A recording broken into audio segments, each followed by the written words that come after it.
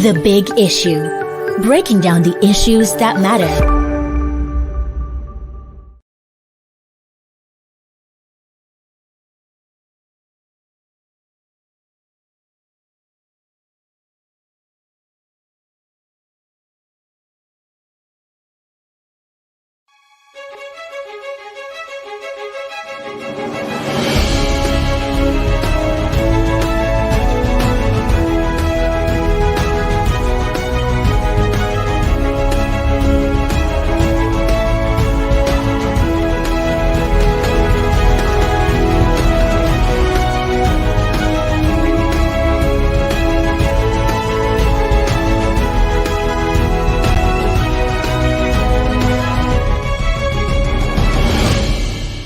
The Big Issue.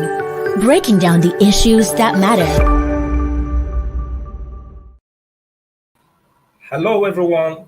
Welcome to Leadership Podcast. It's another edition of The Big Issue.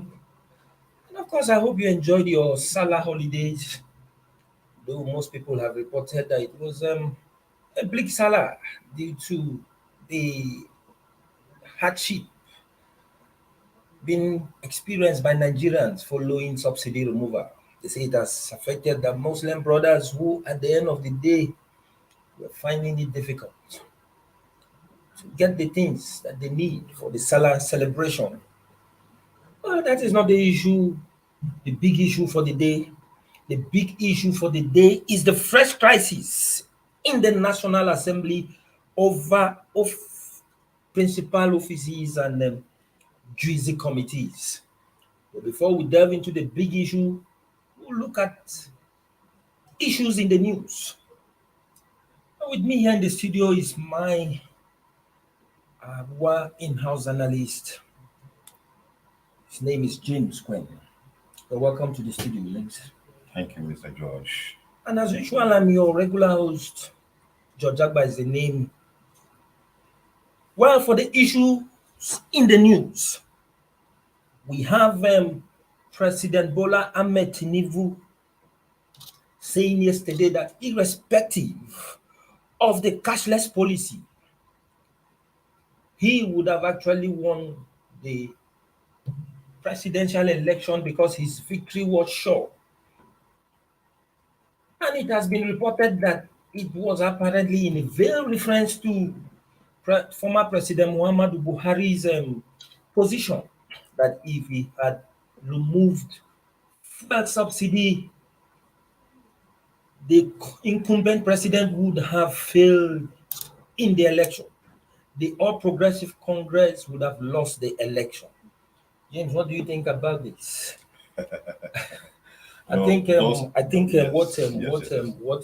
Tinubu is trying to make here is that, okay, you said if fuel subsidy would have been removed, you would have still won. He said he would have still won. Yes. But former President Muhammadu Buhari, speaking through his former presidential aide, Garuba Shehu, said if fuel subsidy would have been removed at that time, Tinubu and the APC would have lost the presidential election.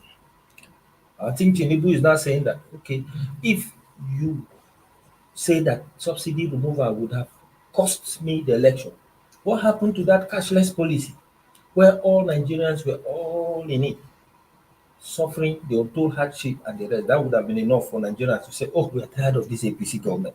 We must look for someone else to vote. I think that is what the point is actually making. What do you make of that Tinubu statement that's against what the papers are reporting? Okay, thank you, George.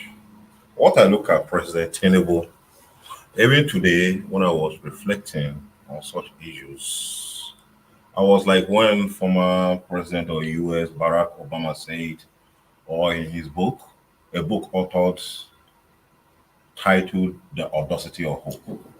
I think President Tinubu too, maybe at the end of his tenure or the end of his during the his sojourn in power, such a book needs to be written on him, or he writes such a book, because the man has been so hopeful. In fact, it's a real audacity of hope, because in the issues leading to the campaign, the man emphatically said that I am going to win this election. I'm going to be your president. In fact, if you recall very well, in his acceptance speech after the primary election at Eagle Square, he said that we are going to win this election. That was his first point. And throughout his campaign, a lot of issues coming. Then the issue here now is the issue of subsidy. In one of the videos that went viral, you could hear the presidential candidate of APC then saying, I am going to remove, if I must dramatize it, I'm going to remove subsidy. And I'm very sure I will be your president and I will remove the fuel subsidy. And lo and behold, in his very inaugural speech, he announced, to quote him verbatim, he said, fuel subsidy is gone. And it's always normal, but in this case, I so much quite appreciate President Tinubu and former President Muhammadu Buhari, because it's very common for people who take over from others and those who hand over to, within a matter of days, a matter of weeks, if not themselves, their aides, to start exchanging having some hot exchanges with those in government trying to condemn those that just left, with those that are left trying to defend themselves. So, Garba Shehu, a very respected journalist, coming up with that statement, we know that the statement coming from him says that the last administration did not remove the fuel subsidy just for APC to win. But then the man was campaigning and telling them already, I'm going to remove it. I'm going to remove it. So between who did not remove and who was saying that I must, because for Tinubu, President Tinubu then, as Waju Bola Ahmed Tinubu, it was a matter of must, a matter of life and death. That the only thing that would prevent him from not removing is for him not being the president. If I can quote him, there was a time he said that even if you protest to and want to remove fuel subsidy, and he has done that. Then he also made reference to the issue of the cashless policy, because the cashless policy, according to many analysts, even within the All Progressive Congress, why they were being afraid to make mention of President Buhari, who was in power then, they go about saying a cabal in the villa, collaborating with the then central bank governor Godwin Emefiele, just to remove the subsidy, cause hardship for Nigerians, to make them angry and resist the presidential candidate of the party. APC. So, to a large extent, plus or minus, I think President Tinubu is right. And Garba Shehu, too, defending his principal, the former president, he is only doing his job. Because why do I say so? If you look at it very well, from the budget, all Nigerians who are concerned or who care to know, subsidy was budgeted from January to June. So it was very clear that at this period, by June, subsidy the was Buhari going. administration too knew that it had to remove Because subsidy. Buhari, who was leaving on May 29, knew that subsidy was going to be removed.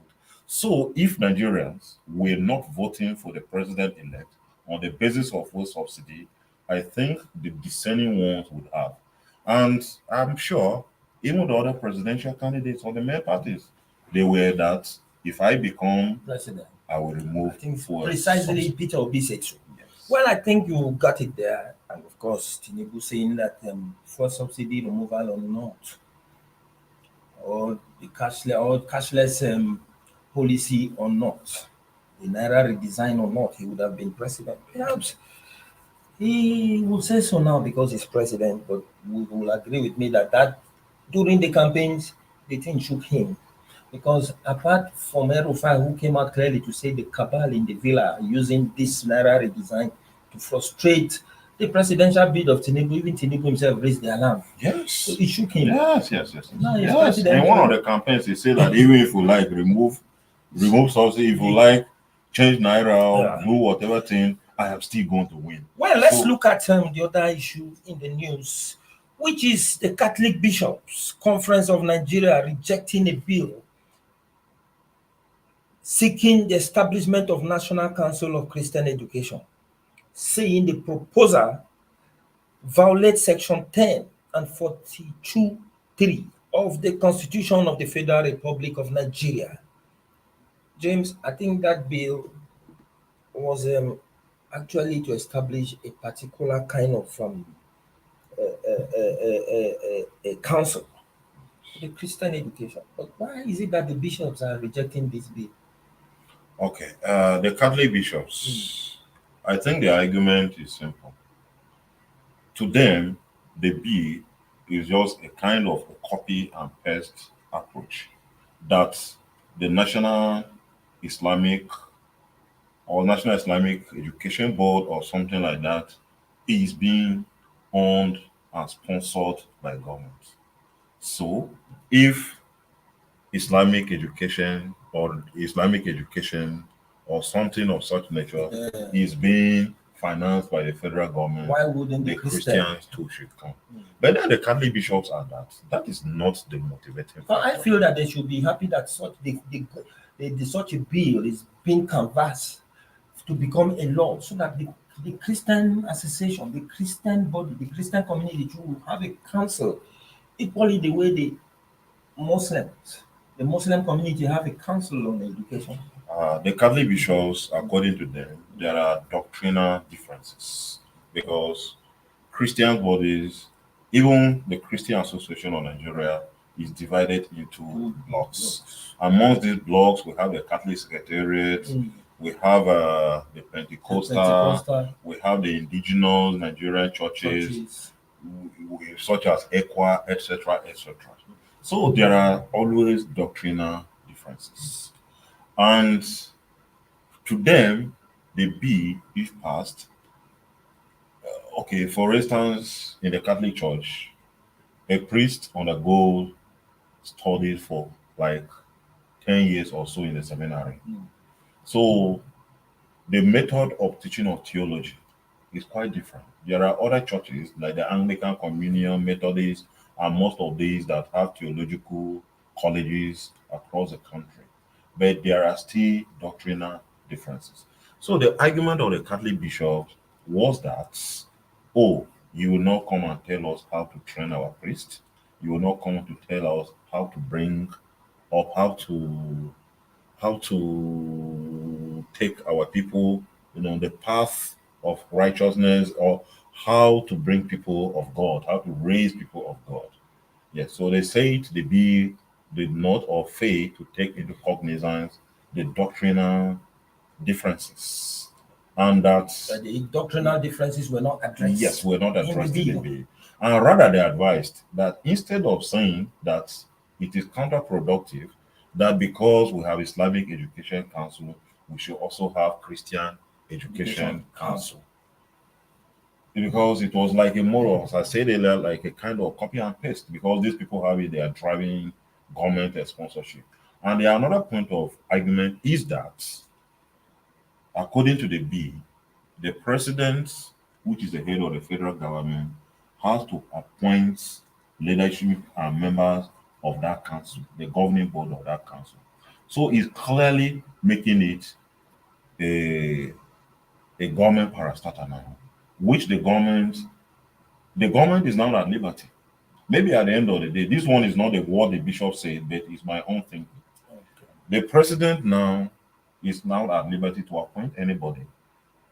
It may not be a Christian, it may not be an African traditional, church. because we in Nigeria here, when we talk, we just focus on Christianity and Islam. Of course, they're the most popular, but we should also remember the fact that we have traditional African traditional religion adherents amongst us here in Nigeria.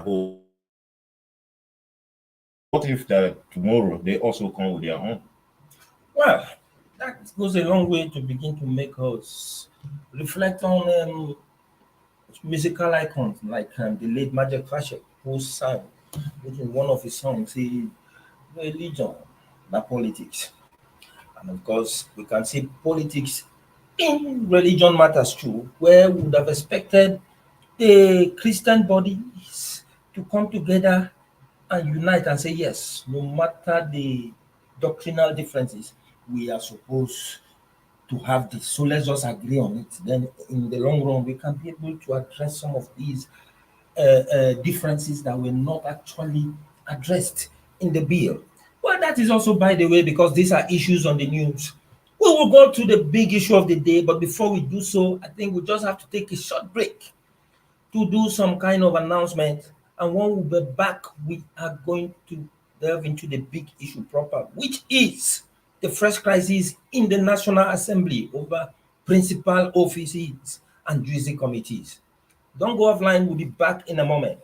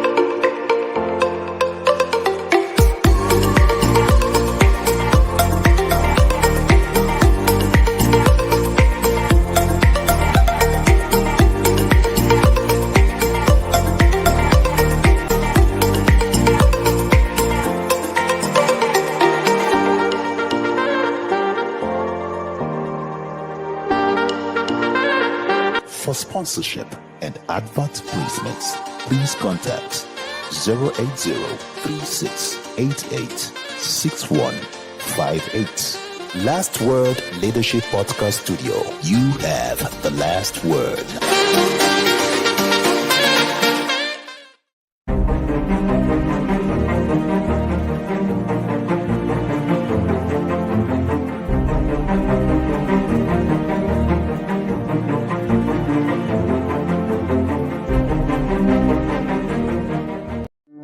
The Big Issue.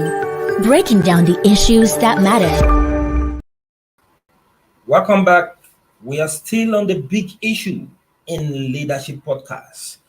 And of course, the big issue of the day is the fresh crisis rocking the National Assembly over what is left of the principal offices and the headship of the jurisdiction committees. And just like one would have expected that after the election that produced the presiding officers of the National Assembly, the lawmakers would have settled down to work.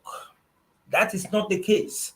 As in the past few days, it had been one rancor to one bickering over the headship of jurisdiction committees and what is left of the principal offices. In the Senate, there is serious disagreement over who becomes the Senate leader.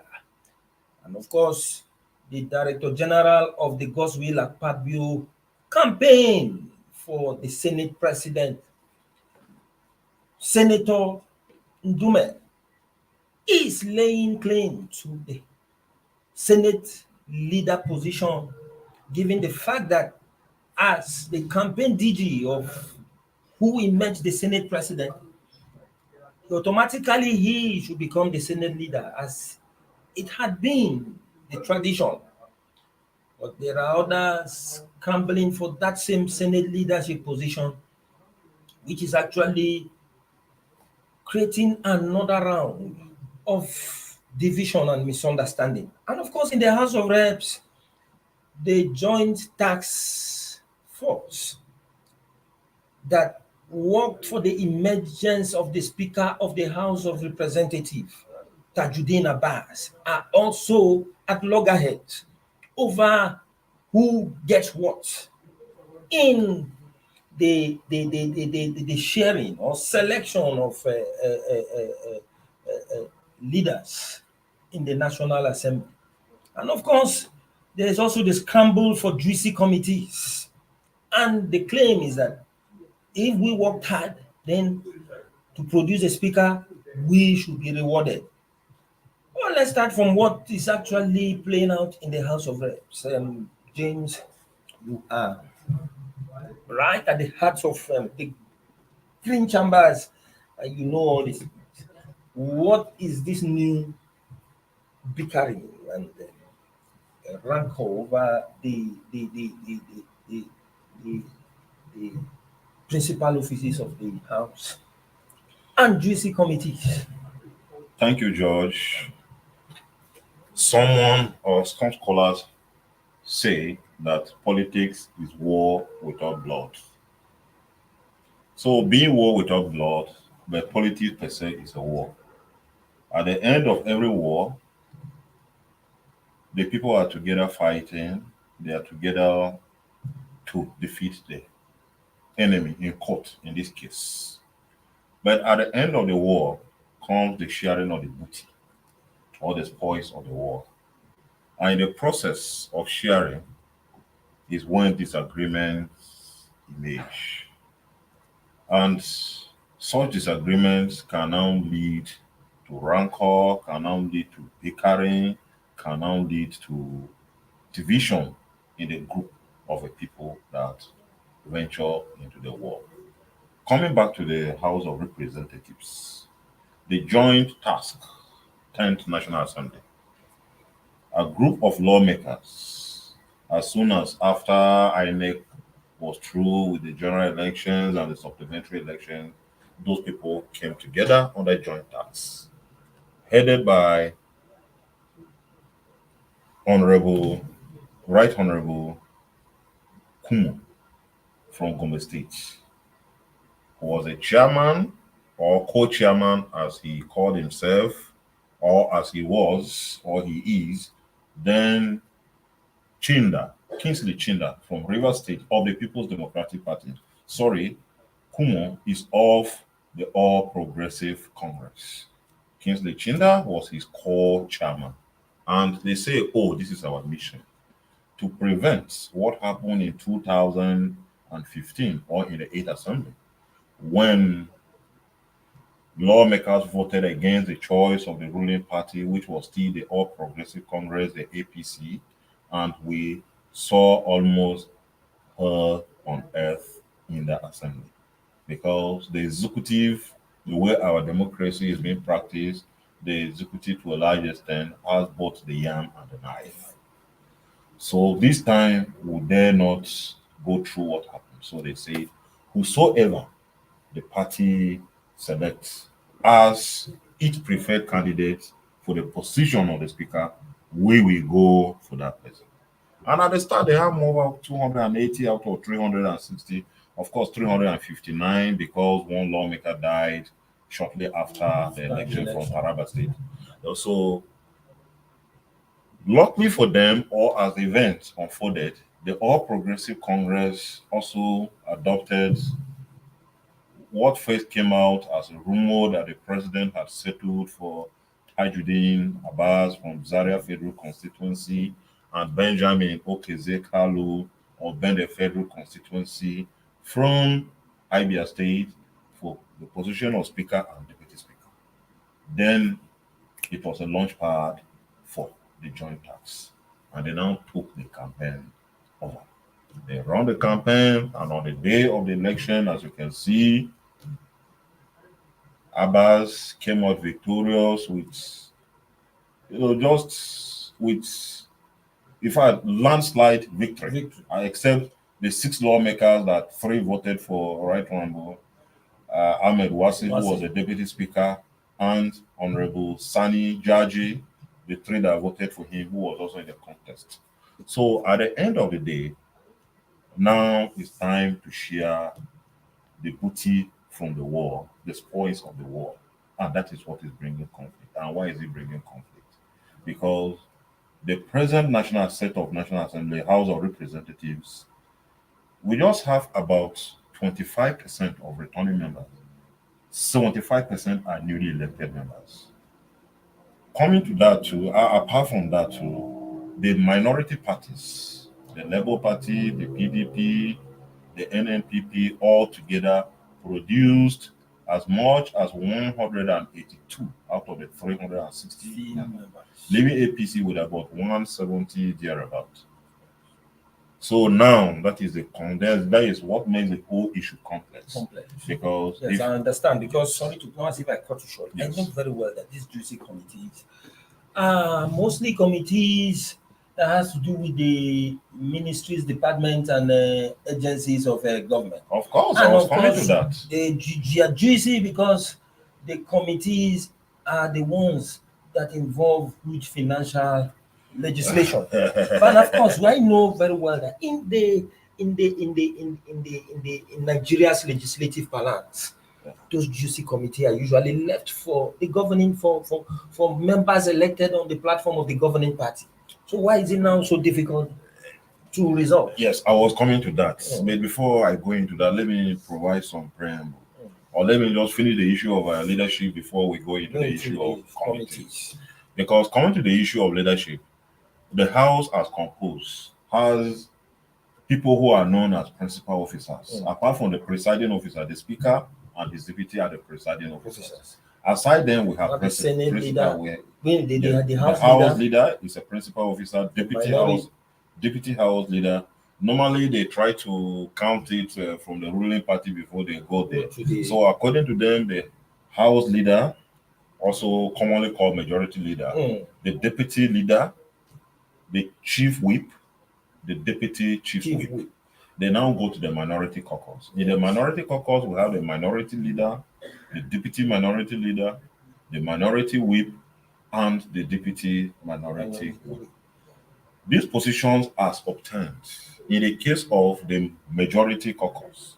The ruling party is supposed to send who is their majority leader, because he is the one that protects the interest of the party in the parliament, not necessarily the speaker, because the speaker is elected by all members across the board, irrespective of political party. But then the majority leader or the House leader is the one that even takes executive bills. He's the one, executive bills come in his name. And Senate bills too come through him. So it's a very critical office. So at the end of the election for the National Assembly, the APC National Chairman, His Excellency Abdullahi Adamu, was at the presidential villa where he told reporters that we are not going to delay, we are not going to waste time. But to the best of my knowledge, up to as we speak now, except if it is so hidden in a cooler, nobody knows what has happened to the majority leadership. Of course, the minority, so far we know that the battle between Wike and Atiku, His Excellency Atiku, the former Vice President, and the former Governor of Rivers State, Wike, it culminated into what people believe that Wike has won the battle. And now, Kingsley Chiller from his state, who he backed, emerged as a minority leader. So there is not much crisis there, but now it's coming to the majority. Because in the majority, there were strong contenders for the office of the speakership. No doubt about that. And as a result, there was this kind of belief, and some of the strong contenders stepped down for the speaker in the twilight of the race. And it is being argued that such people should be rewarded with the office of principal officer. Like the North Central too, which they were agitating that, we are left with nothing. The SGF, the Secretary to Government of the Federation, is the appointee of the president, who the president hires and fires at will. And the only thing we need is this. So there was this argument that let us have the majority leadership, at least. If the North Central is going to is asking, demanding for the majority leadership, I don't think that the former deputy speaker of the House of Reps, who was in the race for speakership, will want to condescend low that after he was deputy speaker, he will now become the majority leader. Well, he was not alone in the race. We have he have his own brother from Plateau, Yusuf Adamogabde, who was in the race too, and was among the last two persons that stepped down for Right Honorable Tajuddin Abbas. Abbas. He, alongside the former chairman of Appropriation Committee in the House, Right Honorable Aliu Betara. So the issue now is that there is that contention. Why it is believed that any of these strong speakership contestants in court could be rewarded with this? The chairman of the joint tax, the co-chairman, Alhaji, Right Honorable Kun from Gombe State, Northeast.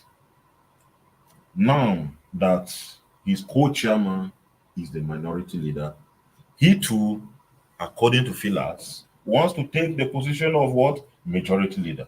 Because we work jointly. I was the one from the APC that led this group. The one that led from PDP has been minority leader. So, why can't I be the minority leader? But then there are also dissenting voice, which others feel that okay, Right Honorable Aliu Betara, before the election, it was believed that the race was just between him and Tajuddin Abbas, and it was even rumored or said in some quarters that all the other aspirants, most of the other younger aspirants were working for him actually, in exception of the deputy speaker there. So he should also have a shot at this, because that, for instance, when incidents of Yakubu Dogara and Bajabi Amila, the party now rewarded Bajafemi Bajabi Amila, who contested with him with the position of majority leader. So this is all the argument, and the APC too has not told us where it has zoned those positions to, because as the practice has been, because the speaker is from the Northwest, it's expected or is due that the majority leader will definitely not come from the Northwest. Yes, I'm calling majority leader because that is where the focus is. Because the majority leader, by all standards, is a number 3 man in the house. Because after the speaker, the deputy speaker, he is the next person. And being the next person, we also have people from the South too, in person of the immediate past deputy leader Peter Apatasen from Edo State, just like Professor Julius Ihombere, also from Edo State, who they are in the contention for the majority leadership. Yes, on the ground. Sorry to cut you short again. Maybe for want of time, because we are completely behind time, let's just see what do you think would have been the normal thing, and how do you think this crisis in the house will be resolved in your own understanding? Okay, very briefly. Okay, quickly going to that. Then the issue of juicy committees. Yes, we know the juicy committees. They talk of the appropriation, which handles budget of almost all ministries, departments. Yes, it's like the warehouse, the engine room where it approves. The committee on finance that look at revenue generating agencies. We have the banking and finance, which looks at CBN, the almighty CBN. They all want to know those that do with NPA, Nigerian Port, all these committees that they call juicy. Normally, the loyalists of the speaker go for them, and the ruling party will also take it. But as the scenario where I said before, that the new lawmakers in their good numbers, they have 75%. I think in the current 10th assembly, the minority, the lawmakers in the minority are more than those in the majority. Of course. But still going by that, I was even expecting that with that scenario in the House, then somebody from the minority would have become even the deputy speaker. The leader, the House leader. No, they can't be, because APC still has majority if you go party by party, because it's putting together all those political parties that Labour Party. Yes. So APC will still maintain its majority. But then they say that they even have to withdraw because they wanted to contest for speaker. And they said if they have contested and come together, they would have won. And even they say they leave out the argument of producing a deputy speaker. Yes, as it was done in the case of Saraki Ekoremadu. Yes, they say they do not want to tow that part. So now they have sacrificed all. Their numbers, they have let everything be. So now give us the same share, call it ruling party. Give us the same share, call it ranking members. Because why the thing is so interesting. Yeah. Why the ranking members are saying the young, the newly elected members as not being too patient to wait for their time, as it That is they're always too saying. ambitious. Yeah. The guys are saying that, hey, we have the numbers. And then coming to the issue of party two, they also say that why not? They say, oh, we have to follow you to do this. So where are the spoils? So what is left now? In this case, the Speaker, Right Honorable Tajuddin Abbas, and his deputy, Right Honorable Benjamin Okeze Kalu, they are progressive parliamentarians, and they are people who they are gentlemanly in their approach. So, how those issues or how this issue will be resolved is for them to now take a look at it all. And as the Speaker promised in his inaugural speech, that he was a speaker for all. He was not the speaker for APC. He was not the speaker for PDP. He was the speaker of the House of Representatives. So it is now time, the onus on him now is to walk the talk. Yes, he talked the talk of being speaker for all. So he should now know, at least if the appropriation committee, which is also considered like after the leader, the next person, the most important is the appropriation committee. There's nothing wrong. Right Honorable Femi Bajamia, the former speaker, gave the committee a member of the APC and gave the deputy a member of the same committee. So the yam is in the hand, the speaker has the yam and he has the knife, and he should do that for him to have a united house. Because by the time the opposition gets it is not in my way to talk, so he should know how to manage the complexities. Yes, the National Assembly is too complex. The 10th House of Representatives is too complex. And the Speaker and his Deputy Right Honorable Benjamin Kalu, a lawyer and a arbitrator, should know how to arbitrate on the whole issue to make sure that the whole thing goes amicably.